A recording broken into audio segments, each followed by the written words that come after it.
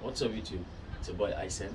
So Apple just concluded the WWDC 2021 and they talked about lots of software stuff. We didn't see any hardware announcement today. So they talked iOS 15, iPadOS, watchOS, macOS and more.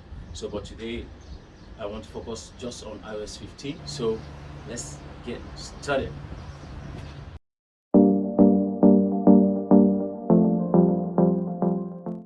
So iOS 15. Apple brought lots of features to iOS 15 and they just concluded WWDC 2021.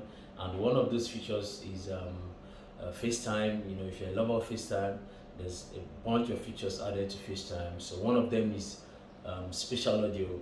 Apple had introduced spatial audio to their Bluetooth headphones. You know, so right now they've introduced spatial audio to FaceTime. So for instance, if you're on a call, FaceTime, and you can now hear the different individuals from their various position on the video. For instance, someone up, the voice will be coming from that place, to your ears. I don't know what magic they did, to make that work, but that is what they are indicating. And also they also talked about voice isolation. So what voice isolation does on FaceTime is, like, if you are on a call and there's noise in the background, the microphones will be able to detect the voices, the background voice, and separate your voice. They tune down the background voice and your voice will be in focus, as well as if you want the background voice to also be present, you can as well tune that up in the settings app. Also, they talked about portrait mode in FaceTime.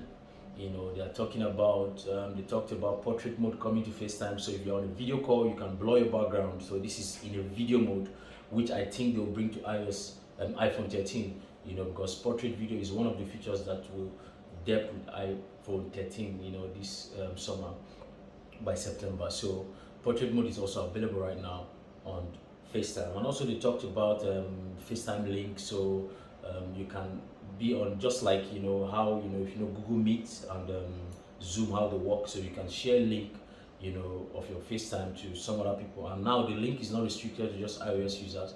You can also share these links to Android users. So just share them a link, they can hop into your FaceTime, which is a great idea. So now FaceTime is not limited just to iOS and Apple users. So you can also participate in FaceTime if you're an Android user, but then it must be through a link. And they also talked about something like they talked about Share Play, which is another great feature added to iOS. Also available in Google Meet and Zoom, but I think Apple had advanced it a little bit in a way that you can be on FaceTime and playing a video, and everybody on the FaceTime can view this video as well. If you pause the video pauses for everybody.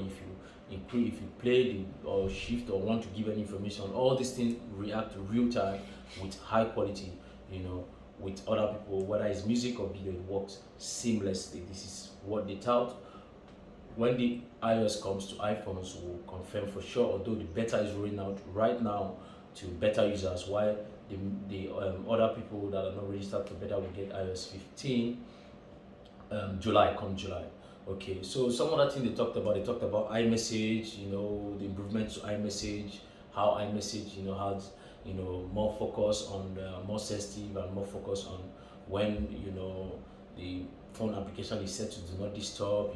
There's a notification to all iMessage users and all that. iMessage is something that they don't use worldwide. It's used mostly in US and all that. So, but great improvement to iMessage app as well. So one other thing they talked about that is a big deal is notification summary.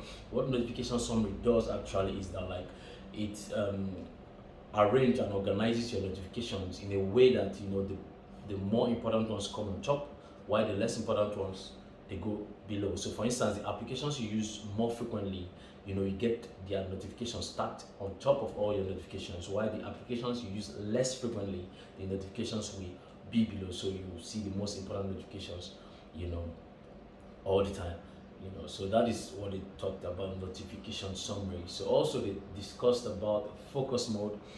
Focus mode, if do not disturb, that is available on all phones. So do not disturb, Apple has improved it by adding focus mode. What that focus mode does is that, like, it brings a category of like work, family, home and all that. So if you put your focus mode specifically on work, it will silent every other notification that is not related to work for you. So every notification that has to do with your work, like your colleagues sending message and all that, those are the notifications you will see. But every other notifications that involves like family, like home and other like restaurants and all that stuff, you cannot get those notifications. So that's what focus mode does. So in case on if you it's any priority you put, like if you put it on family, you get more notifications from family, and less notifications from anything outside family time.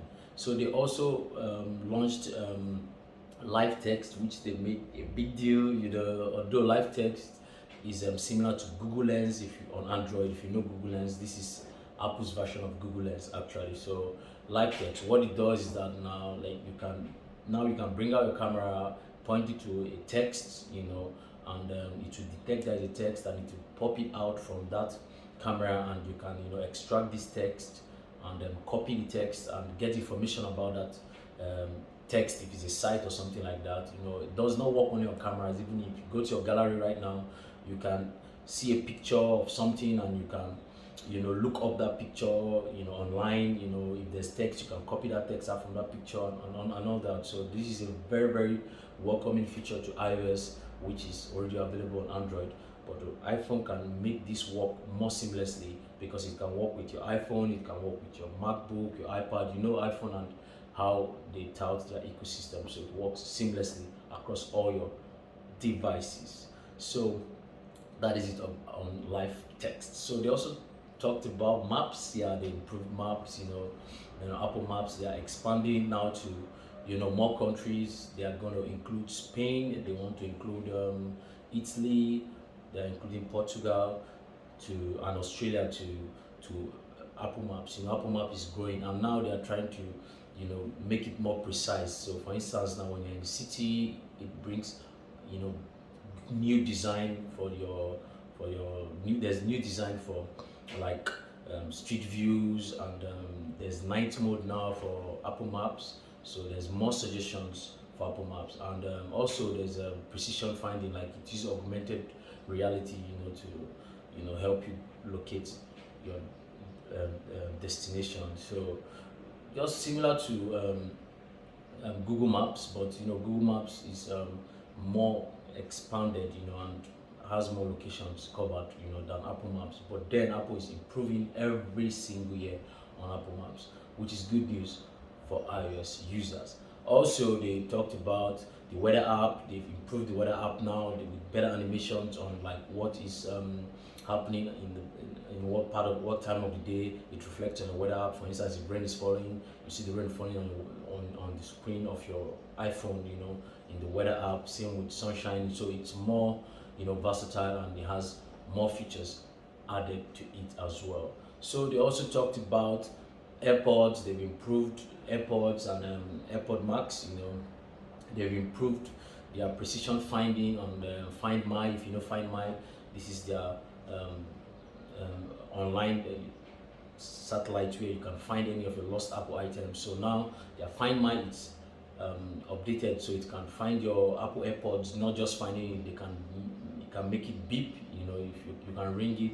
So if you get close, also precision finding to locate your AirPods, AirPod Max, any one of them. So these are all the features, the most important features actually. They talked about lots of stuff like photo summary and stuff like that we bring all your memories together and display them for you, just like Google Photos and all that. So these are all features that are coming to iOS 15, which is launching July. So they also talked about iPad OS, which I'm not going to talk on this video, which I'm not going to explain on this video. But they talked about iPad OS and some new features as well. They talked about Watch OS and new features, same as Mac OS and all that. So, but if I start talking about all the stuff right now, this video is not gonna end. So I just want to make a short video to tell you guys the most important features of iOS 15 that was just announced at the WWDC 2021. So hope my video helped you guys. I'll update more videos for you guys coming weeks. I have we have iPhone 12 Pro Max and the S21 Ultra, the speed test and lots of stuff coming your way. So subscribe to my channel so you don't miss out on all the stuff. So until next time, I'll see you guys.